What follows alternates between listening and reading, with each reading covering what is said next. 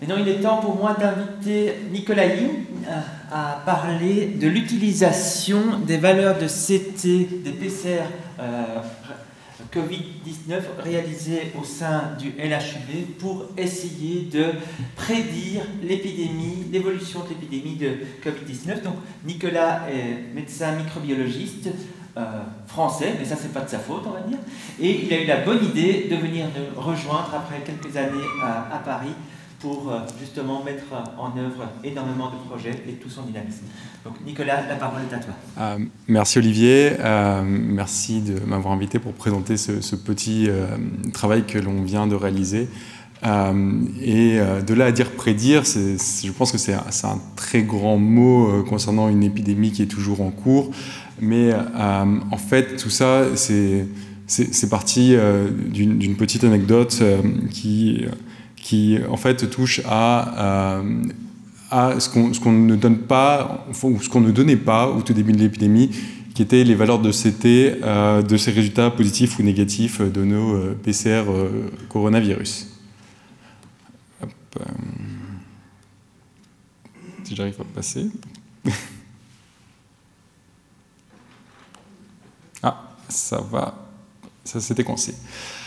Donc, alors, par rapport les valeurs CT, en fait, c'est plus ou moins le reflet de la charge virale que l'on mesure dans le tube à un moment donné. Ça a été très discuté une fois qu'on avait passé le choc initial de la première vague, où là, le seul truc qui était intéressant, c'était de savoir est-ce qu'on est positif, est-ce qu'on est négatif. Puis après, passer le choc initial de la première vague, on s'est retrouvé face à des situations où on était ennuyé parce qu'on avait des patients qui étaient toujours positifs pendant très très longtemps, et puis on avait trop de patients positifs, des patients qui étaient plus symptomatiques, et on avait par ailleurs des patients qui étaient très malades et qui étaient négatifs. Et en fait, tout cela s'explique très simplement par les capacités de détection de nos systèmes de diagnostic, qui fait que, comme dans toutes les maladies infectieuses virales, en fait, on a une première phase initiale qu'on voit très bien sur le graphe, de première réplication virale qui commence même avant le début du symptôme, qui augmente très vite, qui finit par atteindre un pic à peu près au moment où les symptômes apparaissent, ou juste après que ces symptômes soient appareils. Et après, on a la décroissance liée à la réponse immunitaire, et on a une phase post-infectieuse où en fait le patient n'est plus du tout contagieux, mais les systèmes de PCR sont tellement sensibles qu'en fait on continue à avoir des patients qui sont positifs, les faibles positifs, les positifs. Après, là est tout le problème de savoir si est-ce qu'ils sont encore porteurs, pas porteurs, etc.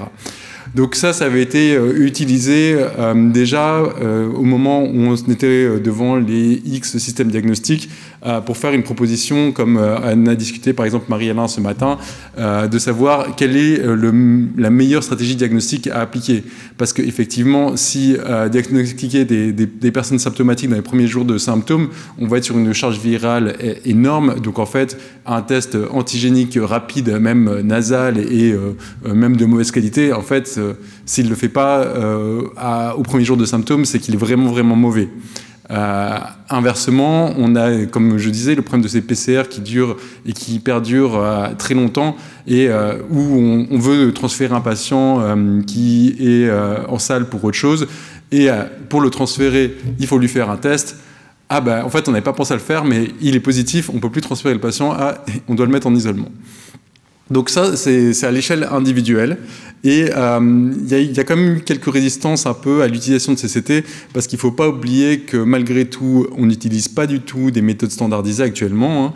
Ça dépend totalement du type de prélèvement, de son volume de dilution, même si on est malgré tout sur des charges virales, donc c'est exponentiel, donc des valeurs de dilution par 1, par 3, par 4, ça reste raisonnable. Mais on sait très bien que selon comment est prélevé l'échantillon, à quel moment on le réalise, quel instrument on utilise, quelle cible on utilise, parce qu'on a vu avec par exemple les variants qu'en fait il y avait une PCR où il y avait un décrochage sur une des cibles, parce que la cible c'était S, et S avait muté. Donc c'est très compliqué à l'échelle individuelle de comparer. Toi, tu as une PCR à 30 CT, toi, tu en as une 25, mais en fait, c'est la même chose. Ah, non, c'est pas la même chose, non, c'est totalement très différent. Donc, on s'est intéressé un peu, nous, au niveau du laboratoire, à regarder nos données en gros, en macro. Et par exemple, lorsqu'on a essayé de positionner les tests stratégiques initialement, on a regardé par rapport aux populations, par rapport aux critères de remboursement qui nous étaient fournis par les prescripteurs. Bon, des fois, on est d'accord qu'il y a un biais, qu'il faut déjà que nos prescripteurs nous donnent les bons critères de remboursement, ce qui parfois ils ont un peu du mal à faire, mais depuis qu'on les oblige, sinon ils ne peuvent pas avoir de PCR, ça marche beaucoup mieux.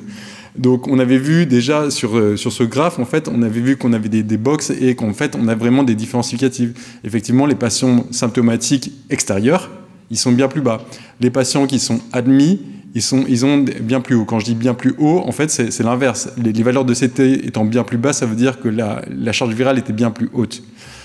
Et ça s'explique très bien. En fait, l'évolution de la Covid, les patients qui arrivent à l'hôpital arrivent, entre guillemets, en bout de course, en fait. On est sur la phase post-infectieuse, souvent immunologique, avec des patients beaucoup plus graves qu'initialement lorsqu'ils sont au moment des symptômes. Et inversement, là, on voyait qu'on a les contacts, et les contacts, ils sont aussi avec des valeurs de CT plus basses, donc des valeurs, une charge virale plus forte. Et ça, c'est parce qu'ils sont probablement, en fait, au tout début de la symptomatologie, juste avant. Donc ça, c'était le côté macro pour pouvoir voir quel test diagnostic on choisissait. Mais nous, on a vu autre chose, c'est qu'en fait, pour la petite anecdote, on avait terminé la première vague, et puis on était je crois on était en juin, juillet, août, et puis il y avait toujours un espèce de bruit de fond avec quelques patients qui étaient positifs. Et puis il y a un truc qu'on a vu apparaître, et qu'on a vu apparaître à ce moment-là, c'est qu'on avait 2-3 patients positifs, mais ils étaient tous avec des CT extrêmement faibles. Donc, ils avaient tous des charges virales extrêmement hautes. Et là, on s'est dit, mais il n'y a pas beaucoup de patients, mais ça sent quand même pas bon, hein, parce que si on revient avant, ces patients avec les charges virales très hautes, ils sont extrêmement infectieux. Et du coup, l'idée est venue, mais ça, on ne pouvait pas le faire tout de suite, c'était de regarder un peu nos datas et de regarder... mais alors, si on regarde un peu la moyenne ou la médiane de ces CT, est-ce qu'on voit quelque chose? C'est ce qu'on voit là. Donc, c'est une figure un peu compliquée, donc je vais prendre un peu de temps pour l'expliquer.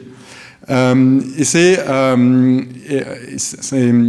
en gris derrière, en fait, vous avez le nombre de tests positifs. Donc tout ça, c'est vraiment les données du laboratoire. Et donc c'est uniquement les données du LHUB. En gris, vous avez le nombre de tests positifs. C'est à peu près corrélé au nombre de cas dans la région bruxelloise et au nombre de cas pour toute la Belgique. Même si on n'a pas de dédoublonnés, etc., en réalité, c'est très fortement corrélé, même s'il y a certains patients qu'on n'en dédouble pas. Et en rouge, vous avez... en rouge plein, et vous avez la médiane des CT, et en rouge pointillé, vous avez la moyenne. Évidemment, tout ça, c'est lissé, parce que c'est... malgré tout, il y a des périodes où on a quand même eu très peu de cas, donc c'est jamais aussi joli. Donc pour faire un lissage, on oublie tout ce qui est vacances, week-ends, etc. On a lissé sur 14 jours, c'est un peu lissé fortement, mais étant donné qu'on est sur une période là qui est de plus d'un an, ça reste quand même intéressant. Et c'est ce que nous, on arrive à faire avec nos données de labo, mais c'est vrai que si on pouvait les faire avec probablement des données plus nationales, on pourrait avoir quelque chose de beaucoup plus joli et sans lisser autant. Et en fait, ce que l'on voit, ce que vous voyez très bien, c'est qu'en fait, il y a un moment dans l'été, avant la grande vague qu'on a connue en hiver 2020, déjà on voyait qu'on a eu un sursaut des CT, c'est ce que je vous disais, c'est ce qu'on avait vu à ce moment-là, on ne comprenait pas, il n'y a pas beaucoup de cas, mais on a eu cette espèce de sursaut avec, c'est en échelle inversée, donc en fait plus vous êtes vers le haut, plus les CT sont bas, donc c'est comme si vous avez une augmentation de la charge virale. Et donc, vous avez une proportion de patients qui avaient des charges virales beaucoup plus élevées. Et en fait, on voit qu'à chaque fois, les petits pics au niveau de ces charges virales, ils ont précédé des pics au niveau du nombre de cas. Donc, en fait, on avait, au moment où on avait l'augmentation de la proportion de patients avec des charges virales élevées, on savait qu'en fait, on allait être dans des phases ascendantes. Et pareil, vous voyez que la décroissance de ces charges virales au total de proportion de patients avec des charges virales précède la descente. Et Et en fait, quand on a regardé, du coup, on a fait un calcul de corrélation et on a regardé si c'était corrélé. Et en fait, c'est corrélé à presque entre 2 et 3 semaines avant. En fait, on a cette médiane qui varie avant la variation, entre 2 et 3 semaines avant qu'on atteigne le pic du nombre de cas. C'est ce que vous avez dans le petit écran en haut à gauche. En fait, on regarde les coefficients de corrélation et on voit qu'ils piquent à environ 15 à 20 jours. Et du coup, sur ce graphe, on a aussi mis les événements. Et là, j'arrive pas à voir parce que c'est un tout petit, mais si ça vous intéresse vraiment, on pourrait aller voir sur la publication qu'on a fait.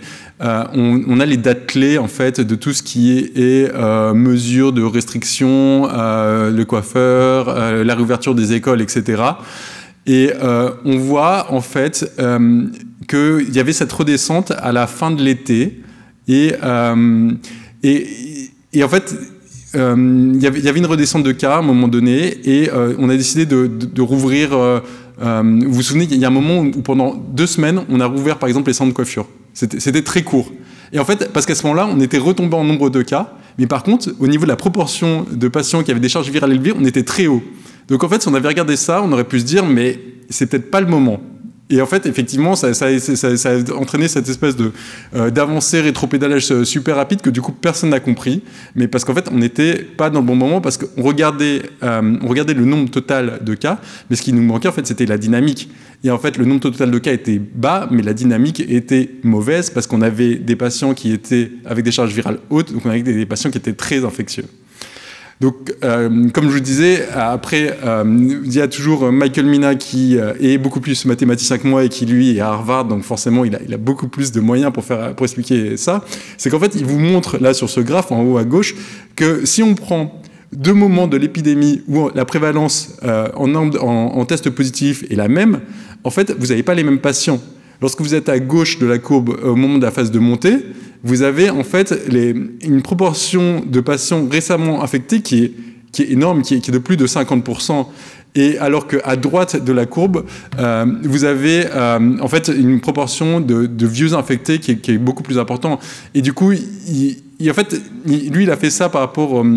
Valérie expliquerait beaucoup mieux que moi en fonction du skewness, c'est-à-dire de la répartition de ces récemment infectés ou de ces vieux infectés. En fait, c'est pas la même chose des deux côtés. Moi, je suis beaucoup moins mathématicien que ça, donc j'ai fait plus simplement. En fait, j'ai tracé une ligne médiane à 1 CT égale à 22, qui en fait est la limite entre nos faibles et forts positifs. Et en fait, on voit que lorsqu'il y a plus de 50% en gros, positifs forts, c'est là où les choses commencent à très mal se passer. Donc, tout ça pour en venir au fait que c'est vraiment cette proportion de cas positifs de forts positifs qui compte. On a essayé de regarder d'autres choses après avec nos amis de l'ULB et les épidémiologistes là, qui s'occupent un peu de tout ce qui est préparation. Ça, c'est encore un schéma une figure qui est un peu très compliquée, qui pour le coup est pas mon travail, c'est l'équipe qui s'occupe en fait de tout ce qui est les phases 1, 2A, 2B que vous entendez, pour voir un peu la préparation et prédire les nombres de lits en soins intensifs dont on a besoin. Donc à la base, ce qu'ils ont fait, eux, c'est qu'ils avaient fait en fait les petits points que vous voyez. En fait, un point, c'est un jour, et en fait, on voit des trajectoires. Et là, les trajectoires sont en fonction du nombre d'hospitalisations et la variation quotidienne du jour d'hospitalisation. Donc, sur le premier en haut à gauche, vous voyez qu'en fait, ça, c'était la fin de la première épidémie. On était dans le rouge total, et on en ressort progressivement en avançant. Et en fait, vous avez les différentes phases de l'épidémie qui sont comme ça. Donc en fait, on voit qu'en fonction, on sait, en fonction des petits... on peut imaginer un bonhomme qui marche le long du truc, on voit si on sortait ou on repassait dans le mauvais au niveau hospitalier. Et donc sur ce truc de base, qui à la base, les points étaient blancs, on a rajouté nos valeurs de CT. Et en fait, on voit que de même manière que le modèle qui avait été utilisé ici permettait de prédire la sortie des problèmes aux soins intensifs, on voit qu'en fait, plus on était dans le bleu foncé pour nous, c'est-à-dire donc plus on avait une médiane des CT qui était faible, plus on avançait vers le rouge. Donc en fait, on voit que finalement, utiliser aussi ces valeurs de CT sur une population donnée à un moment donné, ça nous permettait aussi de calculer un peu, de voir un peu la situation au niveau de l'hospitalisation. Après, tout ça marchait très bien jusqu'à ce qu'on vaccine les gens, parce qu'après ça devient beaucoup plus compliqué, parce qu'une fois qu'on vaccine les gens, on n'a plus les mêmes proportions de personnes, et en fait on a un gros shift sur ce qu'on étudie, parce que là jusqu'à présent tout était très bien corrélé, parce que globalement la population médiane courait le même risque. Et sauf qu'en fait, on sait très bien que les personnes qui vont aux soins intensifs et qui sont hospitalisées, ce n'est pas forcément la population générale. Et évidemment, ceux qui sont le plus à risque d'être hospitalisés et d'aller aux soins intensifs sont ceux qui ont été le plus amènes de se faire vacciner. Quand on voit les courbes de vaccination, on sait très bien que les plus jeunes sont beaucoup plus reluctants, beaucoup plus opposés, alors que les plus âgés le sont. Et donc du coup, maintenant, on a un profil épidémiologique qui n'est pas du tout le même, parce que quand on regarde le gros pic de la semaine 43 en 2020, le gros des troupes était à partir de 30-40 ans, mais on avait des grosses proportions aussi dans les 50, 60 et plus, alors que semaine 37 de l'année 21, l'autre pic qu'on a eu, c'était plus du tout la même chose. En fait, c'était une épidémie d'enfants. Et donc en fait, ce qu'il faut faire maintenant, et qui est beaucoup plus compliqué, c'est qu'il faut adapter ça avec un filtre par l'âge, voire par d'autres données démographiques qu'on n'a pas. Évidemment, on pourrait envisager l'IMC, ce genre de choses, mais il faut évidemment adapter à chaque pathologie et à ses besoins. Et évidemment, nous, quand on fait ça sur nos données de laboratoire, je veux bien que même notre labo est quand même un des plus gros. On a quand même une grosse capacité, mais on est un laboratoire hospitalier, donc en fait, on représente que globalement nos patients hospitalisés, et on représente en fait très mal ce qui se passe, surtout lorsqu'on va vers les plus jeunes. Donc sur ce graphe, on voit qu'on avait quand même des tendances qui suivaient, mais le problème c'est que dès qu'on essaie d'avoir les âges les plus jeunes, nous, au niveau de notre laboratoire, on n'est plus du tout représentatif. Et c'était pour montrer que, du coup, on peut faire des graphes très compliqués, essayer de suivre par rapport aux différentes prévalences dans la population. Parce que là, c'était découpé par groupe d'âge. Mais après, on a un gros problème, c'est qu'il faut de la donnée. Et du coup, pour avoir de la donnée, il y a des solutions, parce que en Belgique, en tout cas, depuis décembre 2020, il y a une demande des recommandations officielles qui est de rendre nos résultats en semi-quantitatif, c'est-à-dire que tous les labos ont reçu en gros des étalons à 10 puissance 3, 10 puissance 5, etc. pour rendre en faible positif, positif modéré, fortement positif, très fort positif. Et du coup, on peut avoir un moyen très simple de regarder ce qu'il en est au niveau global, mais il faut encore qu'on récolte la donnée.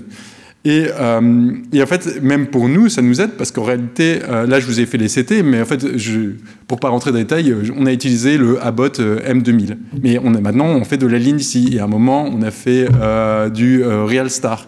Donc en fait, on est tout le temps obligé de changer de technique, parce que de toute manière, on a d'abord resté sur la même technique éternellement, on risque d'être périmé, mais en plus, on a eu besoin, en fonction des pénuries, de tout ce qu'on a, de changer.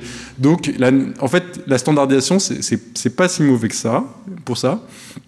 Et du coup, ça c'est pas dans le papier qu'on a fait, c'est que du coup, j'ai essayé de regarder autrement. J'ai essayé de regarder par les valeurs semi-quantitatives. Et là, pour faire simple, j'ai mis d'un côté les faibles positifs, au milieu, en jaune, les positifs modérés, et en orange, j'ai additionné les forts positifs et les très forts positifs, parce que globalement, ça ne change pas grand-chose, ces nuances entre les deux qui n'apportent pas.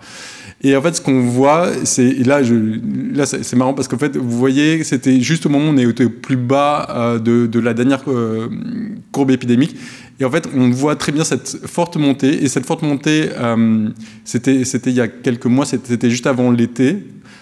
C'était en fait, et ce qui était très intéressant, c'est que nous-mêmes, c'était plus les mêmes patients. Là, on a vu qu'on avait des jeunes de 15 à 30 ans. Et en fait, ça donnait ça. Et en fait, c'est totalement la description de ce qui s'est passé pendant l'été. On a une épidémie qui n'a pas trop touché les hôpitaux, parce qu'en fait, ça a touché des populations beaucoup plus jeunes et qui étaient à beaucoup plus faible bruit, mais en fait, qui touchaient les pas vaccinés. Et en fait, ça, vous voyez, c'est très bien qu'à la fin de mon graphe, et je suis désolé, j'ai pas eu le temps de le refaire pour être plus à jour, mais en fait, on voyait déjà cette augmentation de proportion de forts positifs, alors qu'en rouge, on était à un nombre de cas qui était minable, en fait. Voilà. Donc, en conclusion, en fait, ce qui est intéressant, c'est que pour le coup, on s'est intéressé à cette valeur en fait, qui n'est pas une vraie valeur quantitative parce qu'elle n'est pas bien normalisée, mais qui est quand même une valeur de faible, fort positivité qu'on utilise à peu près en fait tous les jours en maladies infectieuses, hein, toujours dans nos discussions avec les infectiologues. Lorsque c'est pas le coronavirus, c'était le pneumocystis. Alors ton pneumocystis, il est à combien? 35. Ouais, je sais pas. Voilà. Et le problème, c'est que du coup, on n'avait pas vraiment de trucs bien. Mais là, on arrive peut-être à toucher un peu quelque chose du doigt sur ce fort positif, ce faible positif. Mais le problème, comme je disais, c'est que pour faire des modèles de prédiction, comme disait notre collègue beaucoup plus tôt, en fait, il y a besoin de data, il y a besoin de savoir que ce soit reproductible d'un moment à l'autre. Et il y a besoin que ce soit comparable, c'est-à-dire qu'évidemment, nous, on a fait ça rétrospectivement, il n'y avait pas le vaccin sur les données, et maintenant qu'il y a le vaccin, ça fout le bordel, donc c'est plus exactement la même chose. Après, comme je disais, il faut prendre en compte du coup tout ce qui est les données démographiques. Il faut pouvoir être interconnecté entre laboratoires de ville, laboratoires hospitaliers. Et c'est pour ça qu'en fait, l'idéal, ce serait de pouvoir utiliser les données, les données des laboratoires interconnectés. Censano a une masse de données considérable. Je ne sais pas s'il récolte les données semi-quantitatives. Je l'espère et je le souhaite parce que je pense qu'on peut vraiment avoir quelque chose d'intéressant là-dessus. Et je voulais juste faire un petit mot très intéressant, et parce que pour le coup, cette réflexion est venue d'un collègue réanimateur qui, en fait, était en train de regarder le petit bulletin que vous voyez en bas à droite, là, sur ses remerciements, qui était, vous avez le taux de positivité en ligne, et après, vous avez le nombre de tests en vert. Et donc, c'est un réanimateur, le grand héros de tous les temps actuellement auprès des médias, qui m'a dit, mais Nicolas, en fait, finalement, nous, on a quand même soufflé par moment, mais vos labos, vous en chiez toujours, hein. Parce qu'effectivement, à côté des positifs, lorsqu'il n'y a plus les positifs, il faut revenir à une situation normale. Donc en fait, on nous demande de faire des tests pour des gens qui sont asymptomatiques, mais ils veulent quand même les résultats dans les 24 heures parce qu'il faut qu'ils soient hospitalisés pour pouvoir faire leur admission programmée et leur opération qui a été reportée depuis 6 mois, et parce que au moins ça rapportera des sous à l'hôpital, parce que finalement le Covid, ça a surtout creusé les caisses. Donc en fait, je pense qu'il faut surtout... je vais surtout dire un gros bravo aux équipes du laboratoire, et particulièrement mes collègues et ceux de microbiologie, que ce soit autant les techniques et biologistes qui en chient depuis 1 an et demi. Voilà. Et pour le coup, pour ce travail, je voulais remercier Simon Delicourt, Nicolas Franco et Valérie Dobby qui m'ont aidé pour tout ce qui est les maths que je ne maîtrise pas trop, hein, parce que moi, du coup, je faisais joujou avec Analyze-It, mais eux, ils utilisent R, c'est des trucs que je comprends pas bien. Il y a du code, des trucs, voilà. Donc ça j'avais besoin d'autres. Et évidemment, Marie, Alain et Olivier qui m'ont bien aidé et qui m'ont bien inspiré pour tout ça. Merci.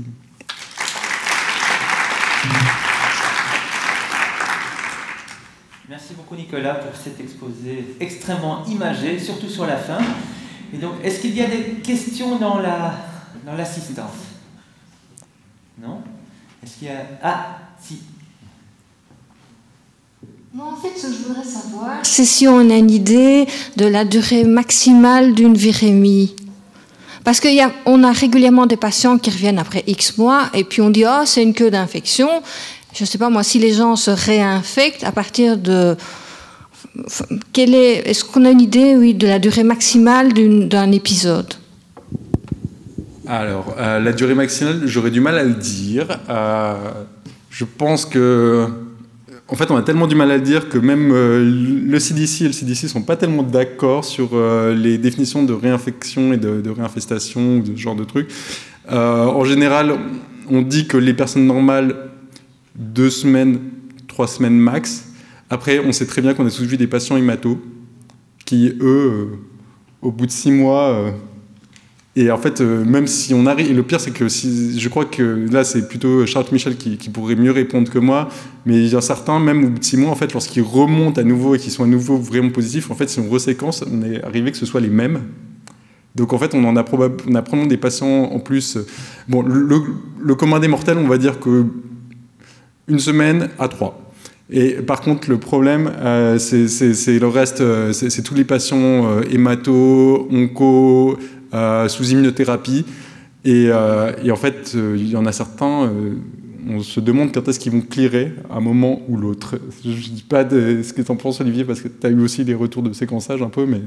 Oui, tout à fait d'accord. En fait, ce que l'on voit, c'est qu'on a des patients qui gardent des PCR positifs pendant plusieurs mois et donc forcément il y a quelque chose qui se passe. Alors est-ce que c'est un témoin d'une réplication virale ou si c'est simplement des fantômes, on dirait, une trace de l'infection, on ne le sait pas très bien, mais on voit des patients qui gardent des PCR positifs et certains gardent même des cultures virales pendant plusieurs mois, mais c'est souvent les plus fragiles. Ouais. Et ce qui est très très difficile aussi à dire par rapport à, parce que je disais au fait de est-ce que c'est le même, c'est pas le même, le problème c'est que certains gardent pendant très longtemps une PCR très faiblement positive. Et ceux-là, on ne sait pas séquencer, en fait. Donc, en fait, on n'arrive jamais à savoir si c'est la même chose, s'ils ont eu un nouvel épisode ou ce genre de choses. Parce que après, quand ils traînent un truc faiblement positif et qu'on n'a jamais eu de passage vraiment négatif, on a tendance à croire que c'est le même. Mais en fait, beaucoup de ces patients, on ne sait même pas le prouver, en fait.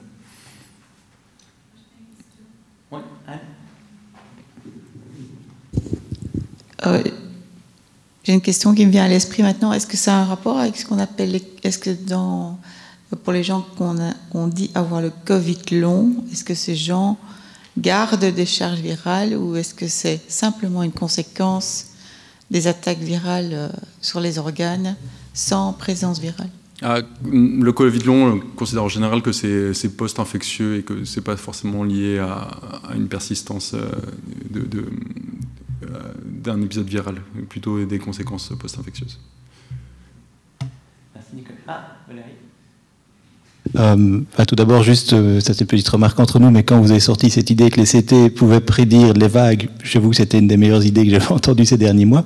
Mais surtout quand je vois ça, bon, je suppose que c'est des choses qu'on pourrait appliquer notamment à la grippe et tout, mais est-ce qu'on pourrait pas finalement utiliser ça aussi pour prévoir des fenêtres de vaccination? Est-ce que ça pourrait nous aider à travailler dans ce genre de choses-là? Peut-être plus serré qu'actuellement. C'est-à-dire à partir du moment où tu sais avec tes CT de dire la vague sera plus ou moins à tel moment, c'est mieux de vacciner à telle période pour être sûr qu'on soit couvert suffisamment tôt, qu'on ne soit plus hors couverture parce que la vague arrive trop tard ou ce genre de choses-là. Ouais, le problème, je pense, actuellement, c'est que... Alors, si tu regardes par rapport... Ça dépend ce que tu regardes. Si tu regardes par rapport au coronavirus, le problème, c'est que maintenant, je pense qu'on est sur un objectif où on aimerait avoir vacciné tout le monde. Et qu'on est plutôt à se reposer la question de est-ce qu'il faut une 3e dose pour tout le monde ou pas.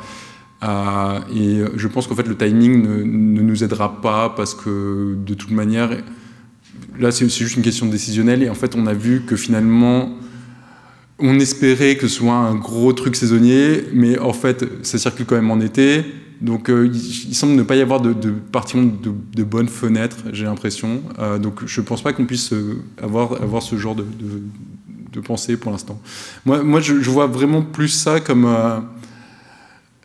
Je pense que l'intérêt de cette espèce de suivi quantitatif, je vois plus dans une question de préparation des plans hiver, par exemple, si dans un monde où il n'y a plus coronavirus et qu'on sort de ça, pour savoir prédire un peu quand est-ce que commence un peu la grippe, avoir commencé à avoir des débuts de signaux faibles, etc. Savoir quand est-ce qu'on va être saturé au niveau de la pédia, des urgences, ce genre de choses, plutôt que de savoir qu'on est en pleine montée. Mais après, tu me diras, la grippe, le RSV, finalement, à partir du moment où il commence à y avoir des cas, on sait qu'on est en montée parce que c'est très saisonnier. Mais au moins, on serait peut-être en surveillant ça, on verrait peut-être la décroissance en avance, plus que la montée.